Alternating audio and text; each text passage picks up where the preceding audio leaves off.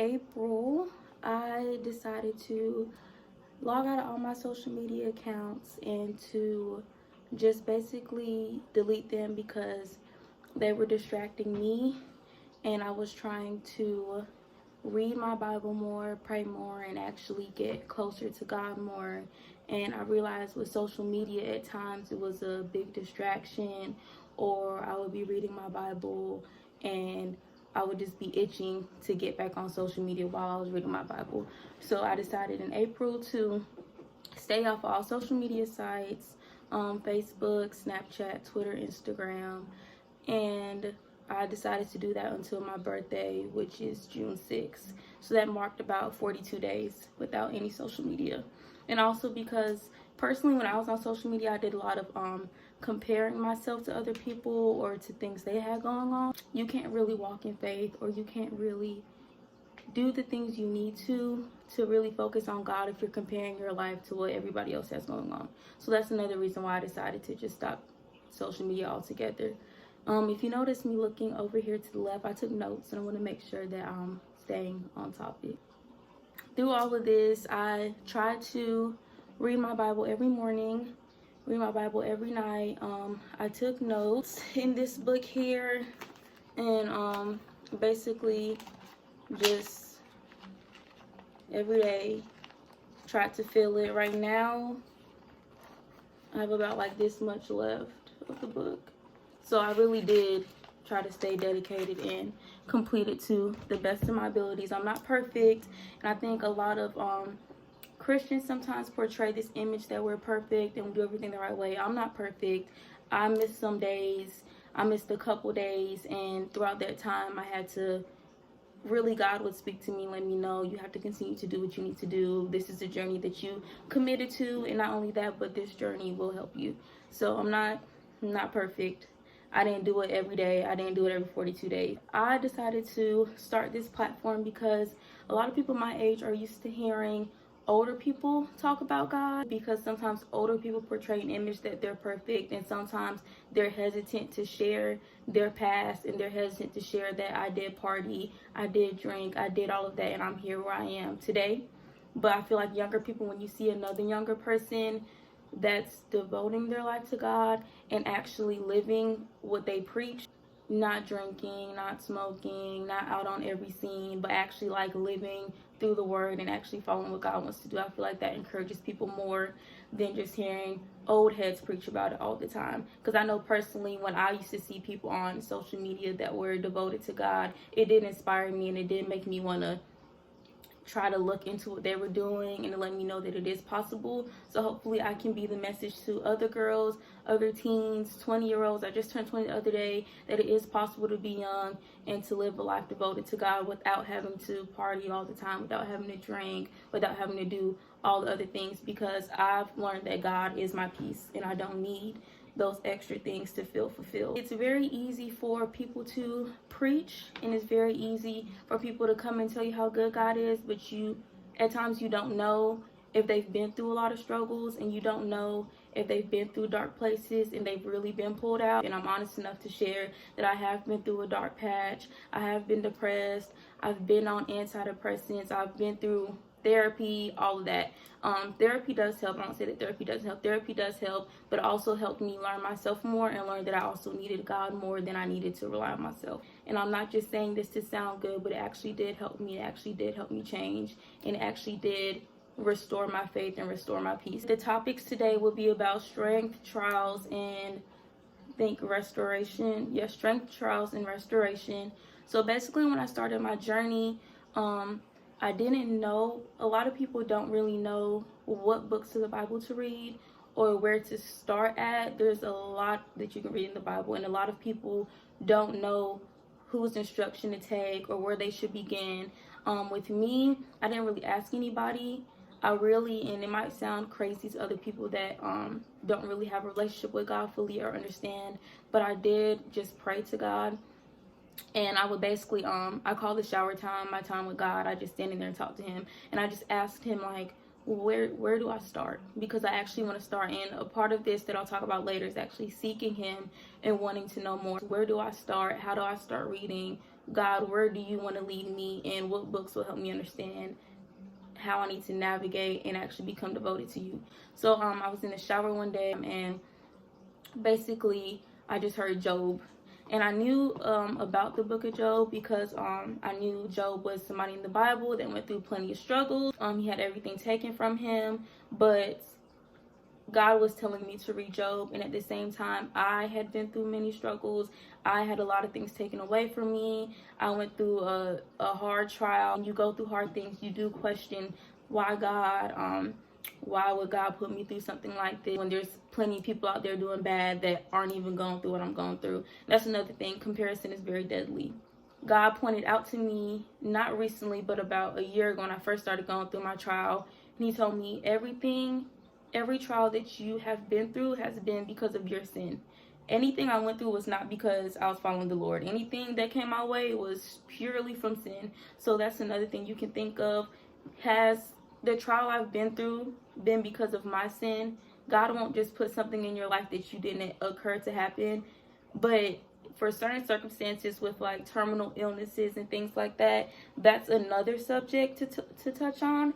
And with that just comes more with what I'll talk about God putting you through things for a reason. So personally, my situations were because of the sin that I was living in, and God had to tell me I can't lose my faith because of the positions that I put myself in. First thing that I want to talk about in Job is the main thing that Job really talks about is the lives of people that are either losing their faith, going through constant trials and tribulations, or you've been living a life full of bliss, you've been living a life carefree, and all of a sudden you just hit rock bottom. And that's because the life you were living that was carefree was not because of God, but because of the sin you were either living in or because you were becoming too comfortable. My main problem was I'm a very strong person, and I'm normally the person people come to for problems. I'm normally the person people lean on, and I was starting to get drained because I was always being strong for others, but I felt like when it came to my weaknesses and to problems I was having, I didn't have anybody to lean on, or I was just so tired of being strong for others. I just needed a breather because I was going through my own things as well. When you're a strong person,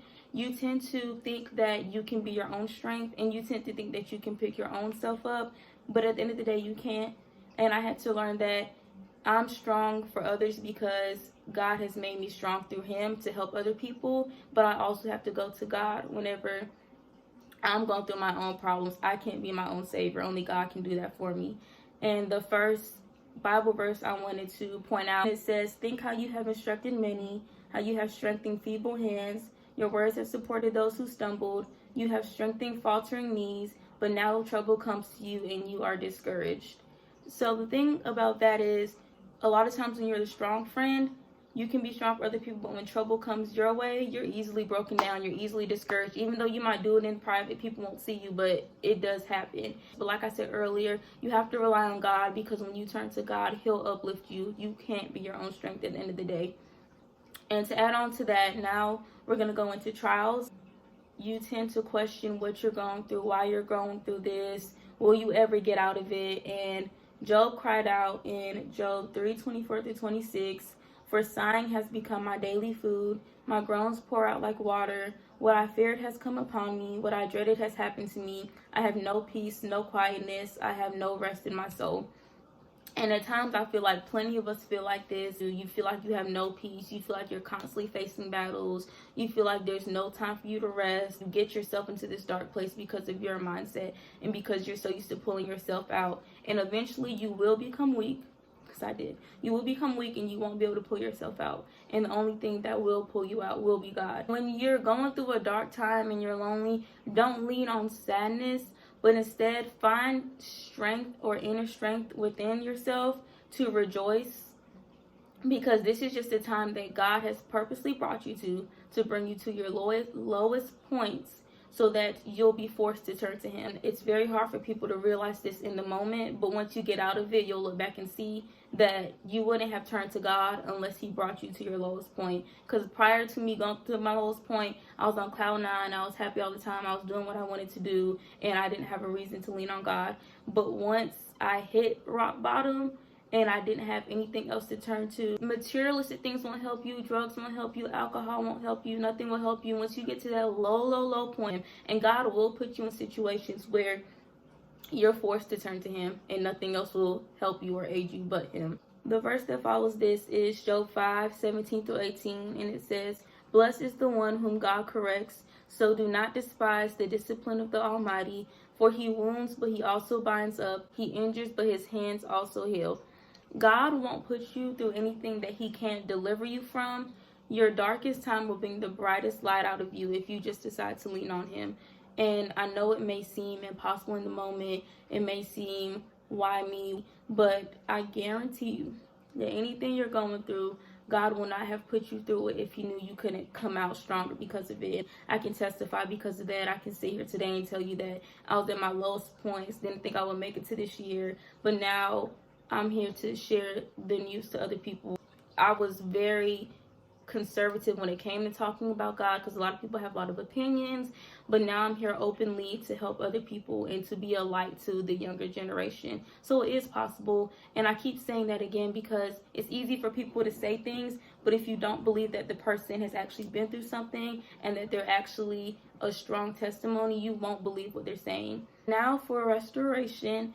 Once you go through your trials, once you realize that God is your strength, then you can start the process of being restored and actually trying to lean on him. Job 8:5-7 says, "But if you will seek God earnestly and plead with the Almighty, if you are pure and upright, even now he will rouse himself on your behalf and restore you to your prosperous state. Your beginnings will seem humble, so prosperous your future will be." God will not save you unless you seek him. It can't be a one-sided relationship. That's like your relationship with God is very similar to any relationship you have and will be better than any relationship you have. And your relationships that you do have will blossom from your relationship with God because you'll start treating others in a godly way.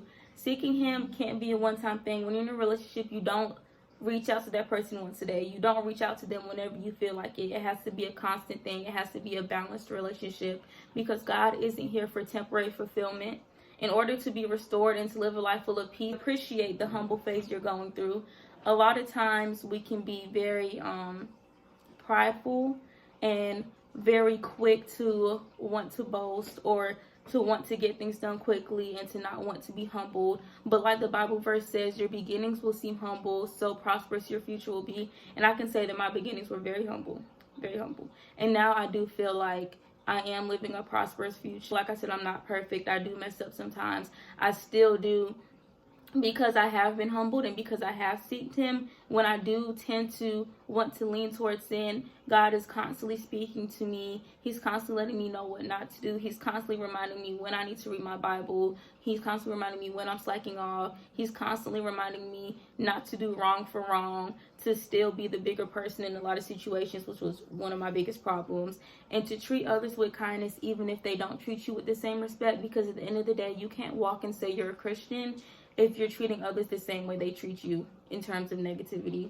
Job 11:13-18. Yet if you devote your heart to him and stretch out your hands to him, if you put away the sin that is in your hand and allow no evil to dwell in your tents, then, free of fault, you will lift up your face, you will stand firm without fear, you will surely forget your trouble, recalling it only as waters gone by.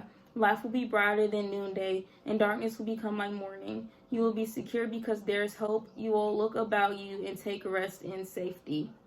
There's a promise for hope, and that just starts with you reaching out to God yourself. That starts with you making it a pattern. That starts out with you putting in the effort to reach out to him, and that just, again, it starts with you devoting your heart to him. You have to seek and devote your time to him in order to find peace in your troubles. And once you devote your time to him, I promise everything you went through will seem like nothing to you. Not only will it seem like nothing, but you'll actually be happy for all the bad things you went through. I went through a rough patch and I thought it was like the worst thing ever, and I thought I wasn't ever gonna get past it, but now I'm actually happy for it because it stopped me in my tracks, and now I'm where I am today, and now I learned a lot from it. And had I have not been through what I went through, God wouldn't have brought me up. I wouldn't have had a need to reach out to him, and I would have been relying on other things for fulfillment rather than relying on God for fulfillment. You cannot find hope in yourself. You can only find hope in God, and this will only be possible when you realize why he put you through your trials and tribulations and why you went through your dark times, and that was the only way that he could build you, and that was the only way he could turn you away from your sins so that you would reach out to him. Hopefully, I know this was a quick video, I'm going to try to upload videos every Sunday.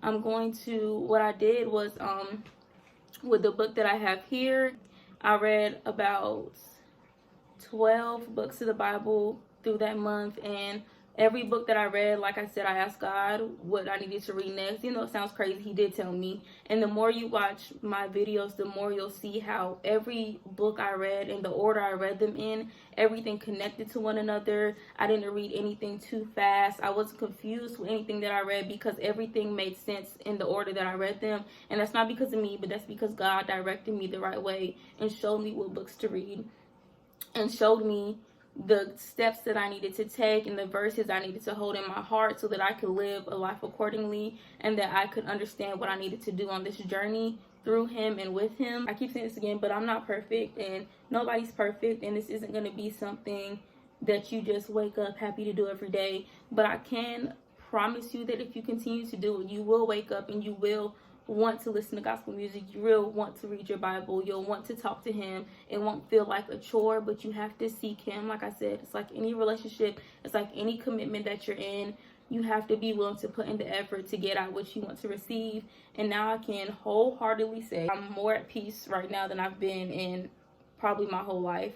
And it also comes with just knowing yourself, knowing who you are. Like I said, that therapy also helped me as well. I hope a lot of people do watch this, and I hope you're willing to share it with others. One person spreading the message and spreading the news of God, even if it reaches one person, there's still one person that's being saved. I hope you guys embark on this journey with me. I hope that this was informative. I did put a post up the other day with the books that I did read, and the order that I read them in.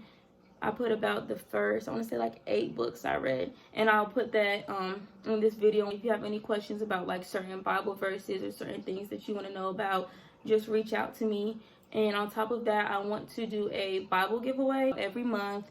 And also, even if you already have your own Bible but you just want to enter the giveaway for somebody else, that's fine too. If it's a children's Bible, I'll purchase a children's Bible. Just let me know. But I'm going to try to get that active in about the 3rd video. I want to say I'll probably do it like the last Sunday of every month. And it won't be like follow me, like this, comment this, all I really want you to do is just either just comment your favorite Bible verse. I'll do a questions post on my Instagram where you can comment your favorite Bible verse.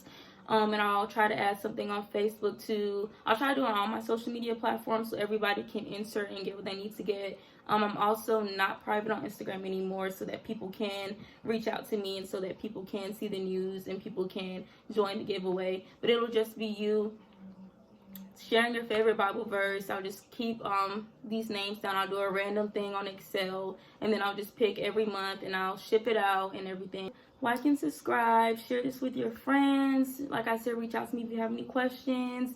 I just hope everybody has a blessed Sunday. I will continue to do this every Sunday at around the same time. I'm not sure what time I'll do yet. I'll have a set time tomorrow once I post this. But thank you for watching. Be blessed and have a blessed Sunday.